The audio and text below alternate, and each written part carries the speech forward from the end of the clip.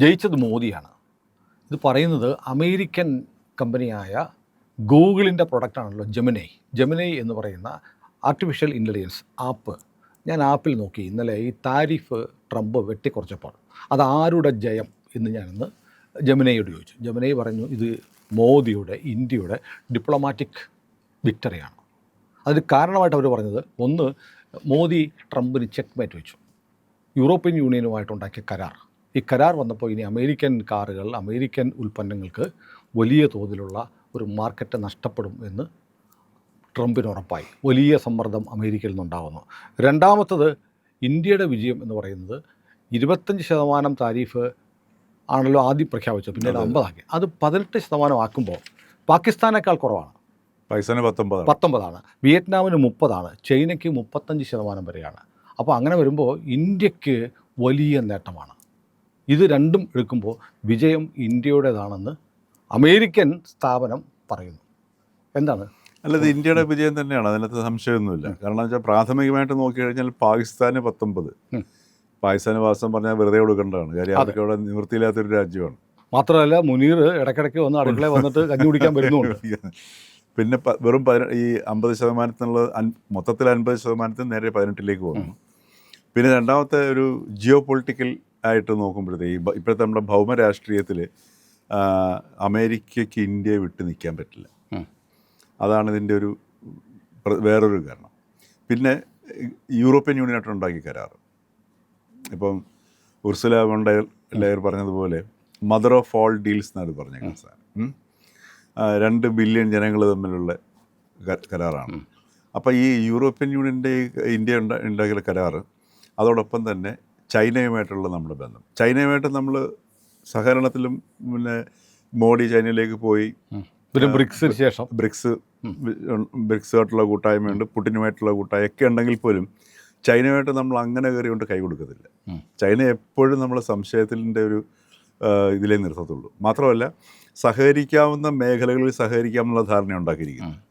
Differences എല്ലാം അവിടെ നിൽക്കുക. അതെ, അഭിപ്രായ വ്യത്യാസങ്ങൾ നിലനിർത്തിക്കൊണ്ട് നമുക്ക് സഹകരിക്കാവുന്ന മേഖലകളിൽ സഹകരിക്കുക, രണ്ടു കൂട്ടർക്കും ഗുണം ഉണ്ടാകുന്ന രീതിയിൽ. അപ്പോൾ ആ രീതിയിലുള്ള സഹകരണമാണ്. അപ്പോൾ ഇങ്ങനെ ഇന്നത്തെ ജിയോ പൊളിറ്റിക്സിൽ അമേരിക്കയ്ക്ക് ഈ ചൈനയാണ് ഭീഷണി എന്ന് പറയുന്നത്. ആ ചൈനയെ നേടണമെന്നുണ്ടെങ്കിൽ ഇന്ത്യയുടെ ഒരു സഹായം വേണം. ഇന്ത്യയാണെങ്കിൽ എമർജിങ് എക്കോണമിയാണ്. മാത്രമല്ല അമേരിക്കൻ ജനസംഖ്യയുടെ അതിനേക്കാൾ കൂടുതൽ മിഡിൽ ക്ലാസ് പർച്ചേസിങ് കമ്മ്യൂണിറ്റി ഉള്ളൊരു രാജ്യമാണ്, കപ്പാസിറ്റി ഉള്ളൊരു രാജ്യമാണ് ഇന്ത്യ എന്ന് പറയുന്നത്. ഈ ഒരു മാർക്കറ്റിനെ ഒരിക്കലും അമേരിക്കയ്ക്ക് ഉപേക്ഷിക്കാൻ പറ്റത്തില്ല. രണ്ടാമത്തെ കാര്യം എന്ന് വെച്ചാൽ നമ്മുടെ ഈ ഇത്രയും വലിയ താരിഫ് ഉണ്ടായിട്ട് പോലും ചില പ്രധാനപ്പെട്ട കയറ്റുമതികൾ അമേരിക്കയ്ക്ക് പോയിക്കൊണ്ടിരുന്നതിനകത്ത് വലിയ ഇടിവ് വന്നിട്ടില്ല. കുറവുണ്ടായിട്ടുണ്ട്, പക്ഷെ ചിലതിൽ ഇടിവുണ്ടായിട്ടില്ല. പിന്നെ അത് മാത്രമല്ല, ഇപ്പം നമ്മുടെ യൂറോപ്യൻ യൂണിയനിൽ തുറന്നു കൊടുത്തിരിക്കുന്ന സംഗതി, നമ്മൾ ഏറ്റവും വലിയൊരു മേഖല എന്നുള്ളത് നമുക്ക് തുറന്നു വിട്ടിരിക്കുന്ന ഒരു സംഗതി ടെക്സ്റ്റൈൽ മേഖലയാണ്. അതെ, ഈ ടെക്സ്റ്റൈൽ ശരിക്കും പറഞ്ഞാൽ കേരളത്തിലെ സർക്കാർ മാത്രമല്ല, ഇവിടുത്തെ ഓരോ മലയാളിയും ശ്രദ്ധിക്കേണ്ട ഒരു സാധനമാണ്. ഈ അമേരിക്കയായിട്ടുള്ള ഈ കരാറുകൾ വന്നതോടുകൂടി ടെക്സ്റ്റൈൽ ഇൻഡസ്ട്രിക്ക് ഒരുപക്ഷെ ചരിത്രത്തിൽ ഇത്രയധികം വലിയൊരു സാധ്യത ഉണ്ടാകുന്ന ഒരു ടൈം വരെ ഉണ്ടാകും. ഏറ്റവും പെട്ടെന്ന് നമുക്ക് ഉണ്ടാകുന്ന തുകല്, ടെക്സ്റ്റൈൽ, ആഭരണം, ഈ മേഖലകളിലാണ് വലിയ മാറ്റം ഉണ്ടാകും. അതിൽ ഏറ്റവും കൂടുതൽ ടെക്സ്റ്റൈലാണ് ഉണ്ടാകാൻ പോകുന്നത്. ടെക്സ്റ്റൈലിൻ്റെ വൈവിധ്യങ്ങൾ നടന്ന, ഇപ്പോൾ ഉദാഹരണത്തിന് ഇപ്പോൾ നമുക്ക് കണ്ണൂർ നമ്മുടെ ടെക്സ്റ്റൈൽ പ്രൊഡക്ഷൻ നടക്കുന്നുണ്ട്. കേരളത്തിന് അപാര സാധ്യതയുള്ള സാധനം നമ്മുടെ സാബു ജേക്കബിൻ്റെ അതല്ലേ, സാബു ഇന്ന് ഭയങ്കര ആഘോഷപൂർവ്വം ഇതിനെ വരവേറ്റിരിക്കുകയാണ്. കാര്യം ഇത്രയും അനുകൂലമായ ഘടകമല്ല. ഇപ്പോൾ സാബു ജേക്കബ് എന്ത് തന്നെ രാഷ്ട്രീയം ഉണ്ടെങ്കിൽ പോലും ഒരു ബിസിനസ്സുകാരൻ എന്ന നിലയിൽ ഇത് ഭയങ്കര അദ്ദേഹത്തിൻ്റെ മുഖത്ത് നിന്ന് നമുക്ക് വായിച്ചെടുക്കാൻ പറ്റും. അപ്പോൾ ഈ രീതിയിലൊരു വലിയൊരു സാധ്യത തുറന്നിട്ടിരിക്കുന്ന സാധനമാണ്. ഇപ്പോൾ നമ്മുടെ ഇന്നത്തെ ബജറ്റ് നോക്കിയാലും അറിയാം. നമ്മുടെ ഇപ്രാവശ്യത്തെ ബജറ്റ് നോക്കിക്കഴിഞ്ഞാൽ ഈ ജിയോ പൊളിറ്റിക്സ് ആണ് അതിനകത്ത് കംപ്ലീറ്റ് നിഴലിക്കുന്നത്. നമ്മുടെ പുതിയ ഭൗമരാഷ്ട്രീയമാണ്. മാത്രമല്ല ഈ സോപ്പുകളൊക്കെ വളരെ പതുക്കെ മാറ്റി വച്ചിരിക്കുകയാണ്. പ്രൊഡക്ഷൻ കൂട്ടുക, അതേപോലെ തന്നെ കയറ്റുമതി വർദ്ധിപ്പിക്കുക, തൊഴിലവസരങ്ങൾ ഉണ്ടാക്കുക, ഇങ്ങനെയൊക്കെയുള്ള അടിസ്ഥാന സൗകര്യങ്ങളിൽ ഫണ്ടമെന്റൽസിൽ ശ്രദ്ധിച്ചുകൊണ്ടുള്ള ഒരു ബജറ്റാണ് ഇപ്പം ഇറക്കിയിരിക്കുന്നത്. അത് മാത്രമല്ല ട്രംപിൻ്റെ പോസ്റ്റ് കണ്ടില്ലേ, മോദിയുമായി സംസാരിക്കാൻ കഴിഞ്ഞതിലൂടെ ഞാൻ സ്വയം ആദരിക്കപ്പെട്ടിരിക്കുന്നു എന്ന് അതെ പറഞ്ഞു. അതെ കാരണം പലതവണ ശ്രമിച്ചിട്ട് നടന്നില്ല മോദിയോട് സംസാരിക്കാൻ. അല്ല ഇത് നേരത്തെ തന്നെ അവിടുത്തെ കൊമേഴ്സ് സെക്രട്ടറി പറഞ്ഞല്ലോ, അതെ, മോഡി ഒന്ന് വിളിച്ചു കഴിഞ്ഞാൽ ഞങ്ങൾ 3 വെള്ളിയാഴ്ച കാത്തിരുന്നു. അപ്പോൾ ഇത് ടൈമിന്റെ പ്രശ്നമാണ്. മോഡി വിളിച്ചു കഴിഞ്ഞാൽ അപ്പം തന്നെ ഞങ്ങളിത് സാങ്ഷൻ ചെയ്യാൻ എല്ലാം തയ്യാറാക്കി മോദി വിളിച്ചില്ല, ട്രംപ് വിളിച്ചു.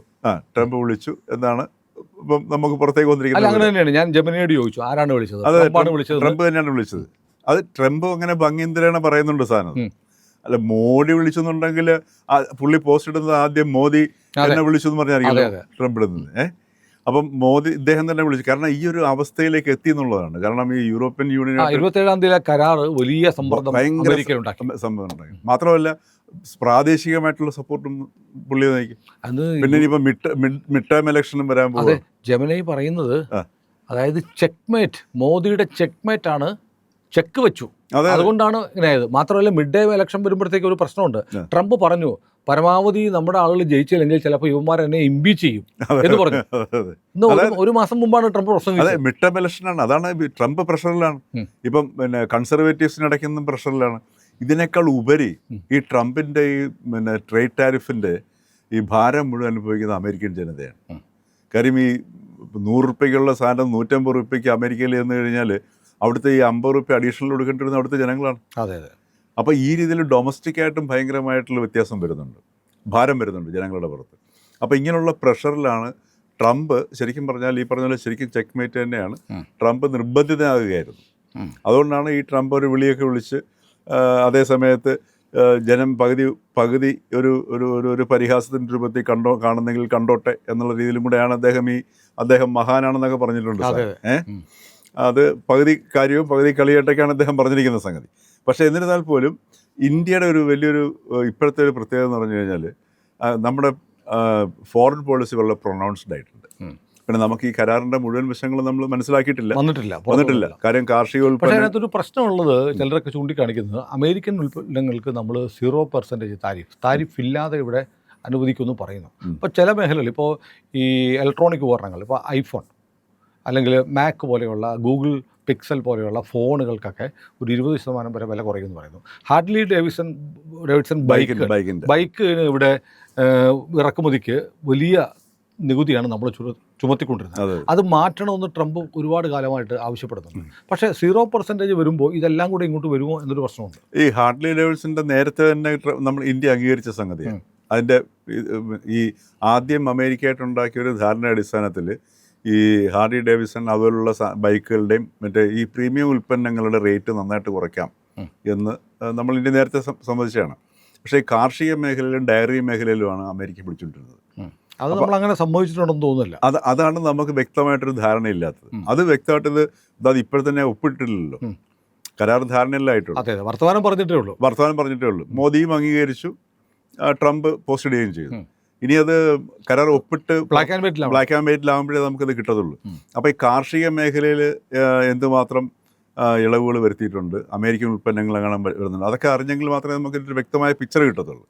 പക്ഷേ അതൊരു കാരണവശാലും ഇന്ത്യ ഗവൺമെൻറ് വൻതോതിൽ അവിടെ ഒരു കോംപ്രമൈസിന് തയ്യാറാകും എന്ന് നമുക്ക് കരുതാൻ പറ്റില്ല. അതുപോലെ എണ്ണയുടെ കാര്യം, റഷ്യയിൽ നിന്ന് സമ്പൂർണ്ണമായി എണ്ണ വാങ്ങുന്നത് നമ്മൾ നിർത്തിയാൽ, നമ്മുടെ എണ്ണ അമേരിക്കയിൽ നിന്ന് വാങ്ങിയാൽ, വെനസ്വേലിൻ എണ്ണ വാങ്ങിയാൽ തന്നെ അതിൻ്റെ ട്രാൻസ്പോർട്ടിങ് കണക്കുള്ള കാര്യങ്ങളിൽ കൂടുതൽ വില വേണ്ടി വരും, നമ്മുടെ ഓയിൽ മാർക്കറ്റിനെ ബാധിച്ചേക്കും എന്ന് പറയുന്നവരുണ്ട്.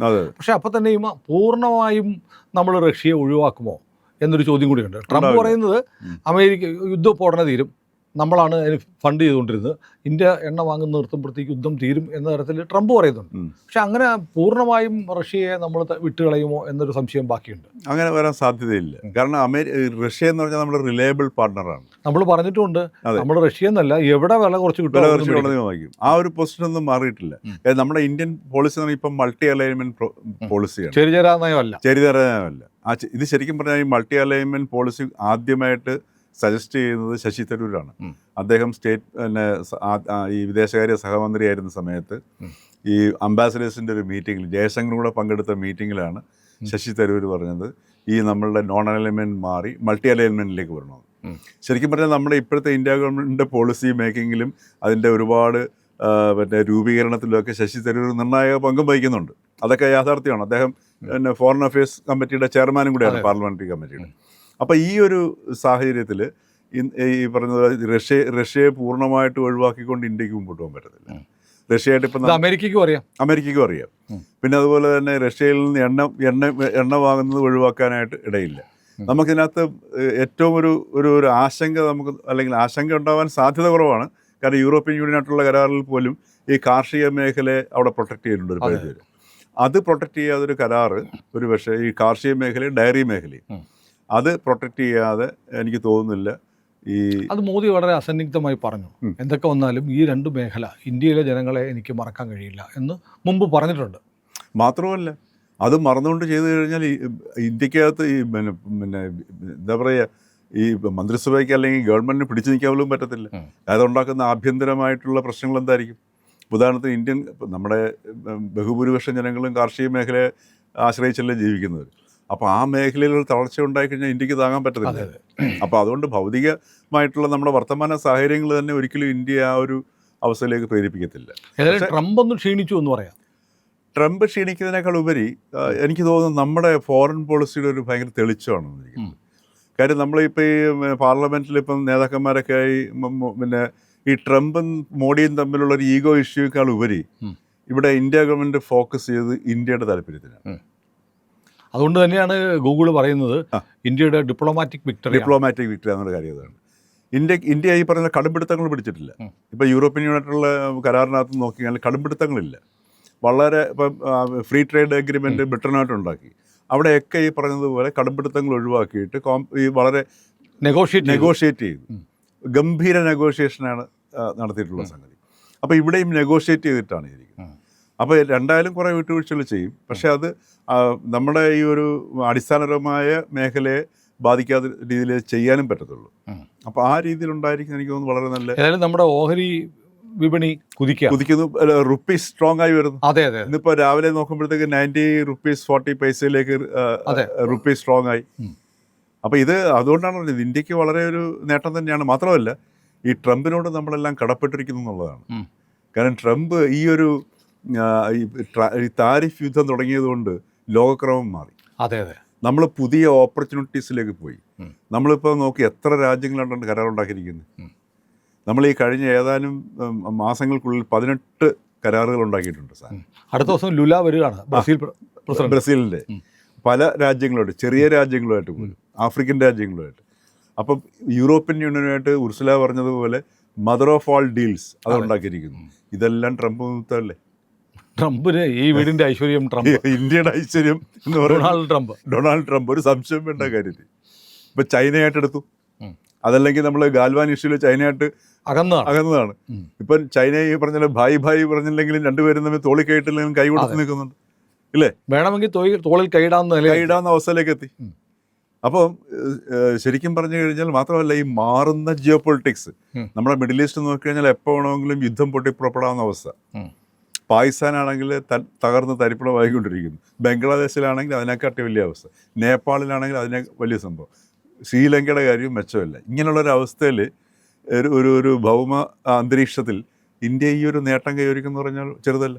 അതെ, ഏതായാലും നമുക്ക് ഈ കരാറിൻ്റെ പൂർണ്ണരൂപം വരട്ടെ. അതെ, അത് പ്രാഥമികമായ വിവരങ്ങൾ വെച്ചിട്ട് ഇന്ത്യക്ക് വളരെ അനുകൂലമാണ്. പാകിസ്ഥാനെക്കാട്ടി 1% കുറവിൽ ഇന്ത്യക്ക് ഈ നെഗോഷിയേഷൻ ഉറപ്പിക്കാൻ കഴിഞ്ഞു എന്നുള്ളത് വലിയ നേട്ടമാണ്. അതൊരു സംശയമില്ലാത്ത കാര്യമാണ്. മാത്രമല്ല ഈ ചൈനീസ് ഉൽപ്പന്നങ്ങൾ വ്യാപകമായി അമേരിക്കയിൽ വിൽക്കുന്നുണ്ട്, ശത്രുതയാണെങ്കിൽ പോലും. അവർക്ക് 35% വരെയാണ് താരിഫ്. അതെ, അത് നോക്കണം. ഇപ്പോൾ ലോക മാർക്കറ്റിൽ, ഇപ്പോൾ ഇന്ത്യൻ മാർക്കറ്റിൽ തന്നെ ചൈനീസ് ഉൽപ്പന്നങ്ങൾ വലിയ തോതിലുണ്ട്.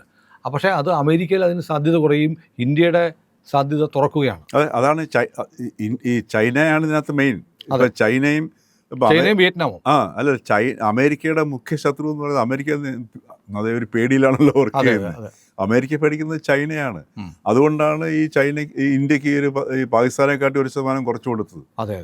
അപ്പോൾ മുനീർ എത്ര വന്ന് നിലവിളിച്ചാലും കാര്യത്തോടെ എടുക്കുമ്പോൾ ഇന്ത്യ തന്നെ വേണം. ഇതിപ്പോൾ ഈ ട്രേഡിന്, താരിഫിന് ട്രംപ് വെപ്പണൈസ് ചെയ്ത് ആയുധമാക്കി മാറ്റി. ഇവിടെ ഇപ്പോൾ ഈ 18% ഇന്ത്യക്ക് താരിഫ് കുറച്ച് കൊടുത്തത് വഴി ചൈനയ്ക്ക് ഇട്ടും കൂടെ പണിഞ്ഞിരിക്കുകയാണ്. അതൊന്ന്. മറ്റൊന്നുകൂടിയുണ്ട്, ഈ അടുത്ത ഏതാനും ആഴ്ചകൾക്കുള്ളിൽ ഇങ്ങനെ താരിഫ് പ്രഖ്യാപിക്കാൻ ട്രംപിന് അധികാരമുണ്ടോ എന്ന കാര്യത്തിൽ അമേരിക്കൻ സുപ്രീം കോടതി വിധി പറയാനിരിക്കുക. അതെ, പൊതുവിൽ അഭിപ്രായമുണ്ട് ഇങ്ങനെ താരിഫ് പ്രഖ്യാപിക്കാൻ അമേരിക്കൻ നിയമപ്രകാരം ട്രംപിന് അധികാരമില്ല എന്നൊരു വാദം വളരെ പ്രബലമാണ് അമേരിക്കൻ. അതാ പറഞ്ഞു, ഇദ്ദേഹം ഇതിനെ യുദ്ധമാക്കി മാറ്റി, വെപ്പണൈസ് ചെയ്തു. അപ്പോൾ അതുകൊണ്ടാണ് ചൈനയോടുള്ളൊരു യുദ്ധമാണല്ലോ. അപ്പോൾ ചൈനയ്ക്കുള്ള ഒരു പണിയും കൂടെയാണ് ഇന്ത്യക്ക് 18 കൊണ്ടുവന്നിരിക്കുന്നത്. അതുകൊണ്ടാണ് ഇന്ത്യക്ക് വിജയം തന്നെയാണ്, സംശയമില്ല, ഡിപ്ലോമാറ്റിക് വിക്ടറി തന്നെയാണ് സാധനം. പക്ഷേ 0 താരിഫ് അമേരിക്കയ്ക്ക് എന്ന് പറഞ്ഞിട്ടാണ് പാർലമെൻറ്റിൽ ബഹളം. അത് നമുക്ക് നിവൃത്തിയില്ല, കാരണം അവരും ഈ പറഞ്ഞ എന്താണ് കരാർ എന്നുള്ളത് തിരിച്ചറിയുന്നില്ല. അതെ അതെ. അപ്പം നമുക്കറിയാവുന്ന 0% ആണെന്നുണ്ടെങ്കിൽ ഒരു സംശയം വേണ്ട കരുതി. ഇപ്പം പിന്നെ അമേരിക്കയ്ക്ക് 0% നമുക്ക് 18% ആണെന്നുണ്ടെങ്കിൽ പിന്നെ ഇതിനാ കരാറിൻ്റെ ആവശ്യം? അങ്ങനെ ഒരു കരാറിൻ്റെ ആവശ്യമുണ്ട്? അത് അങ്ങനെ കേൾക്കുന്നു. പക്ഷേ വേറെ കാര്യം ഞാൻ പറയുന്നത് 0% ആണെങ്കിൽ തന്നെയും അത് ഇപ്പം ഞാൻ പറയുന്നത് ഇപ്പോൾ ഹാർലി ഡേവിഡ്സൺ പോലുള്ള ബൈക്ക് വരുന്നു, അതിന് 10-15 ലക്ഷം രൂപയുള്ള ബൈക്ക് വാങ്ങുന്നത്, ബൈക്കിൻ്റെ വിൽപ്പന ഇവിടെ കൂടുതൽ നടന്നാൽ സാധാരണക്കാരനെ ബാധിക്കില്ല. അത് ഇല്ല, അതൊരു പ്രത്യേകം പ്രീമിയം ക്ലാസ്സിനെ മാത്രമേ ബാധിക്കൂ. അതെ, അതുകൊണ്ട് അവർക്ക് അത് നികുതി ഇളവ് കൊടുത്തു എന്ന് ഒരു വലിയ പ്രശ്നമാകാൻ സാധിക്കും. അത്തരം പ്രോഡക്ട്സിന് കൊടുക്കുന്ന വലിയ പ്രോബ്ലം ഇല്ല. ഐഫോണും മാക്ബുക്കും ഒക്കെ നമുക്കൊരു 10-20% വില കുറഞ്ഞ് കിട്ടിയാൽ എന്താ കുഴപ്പം? അത് സാധാരണക്കാരന് ഗുണം ചെയ്യും. അപ്പോൾ ഈ 0% താരിഫ് ഏതെല്ലാം പറ്റും? നേരത്തെ പറഞ്ഞാൽ അത് നമ്മൾ കരാർ കാണണം. ഈ കാർഷിക മേഖലയിലേക്ക് നമ്മൾ ഡയറിയും കാർഷിക മേഖലയും, ഡയറി ആൻഡ് പിന്നെ അഗ്രികൾച്ചർ സെക്ടർ, ഈ 2 മേഖലയിൽ നോക്കിയിട്ട് വേണം ഈ കരാറിൻ്റെ മെറിറ്റ് നമുക്കതിന് കാത്തിരിക്കുക, അതല്ലാതെ വേറെ തരമില്ല. ഏതായാലും മോദിയുടെ വിജയമാണ് എന്ന് പറയുന്നത് അമേരിക്കൻ MNC ആയ കുത്തകയായ ഗൂഗിളാണ്. ഗൂഗിളിൻ്റെ ആർട്ടിഫിഷ്യൽ ഇൻ്റലിജൻസ് ആയ ജെമിനൈയാണ്. അത് കാണാതിരിക്കാൻ പറ്റില്ല. പ്രിയപ്പെട്ട പ്രേക്ഷകരെ, ഇന്ത്യ ലൈവ് ചാനലിന് നിങ്ങളുടെ സഹായം ആവശ്യമുണ്ട്. സഹായം വേണ്ടത് വളരെ നിസ്സാരമായൊരു സഹായമാണ്. നിങ്ങൾ നമ്മുടെ ചാനലിലെ വീഡിയോ കാണുമ്പോൾ ഇന്ത്യ ലൈവ് എന്നുള്ളതിൻ്റെ IND എന്നുള്ള ആ ലോഗോയിലൊന്ന് വിരലമർത്തിയാൽ അത് സബ്സ്ക്രൈബ് ചെയ്യാനുള്ളൊരു ബാർ തെളിഞ്ഞു വരും. അതിലൊന്ന് വിരലമർത്തി നമ്മുടെ ചാനൽ സബ്സ്ക്രൈബ് ചെയ്ത് ആ ബെൽ ബട്ടൺ കൂടി ഒന്ന് അമർത്തണം. ദയവായി നിങ്ങളുടെ സഹായം ഇന്ത്യ ലൈവിന് തുടർന്നും ഉണ്ടാകണമെന്ന് അഭ്യർത്ഥിക്കുന്നു.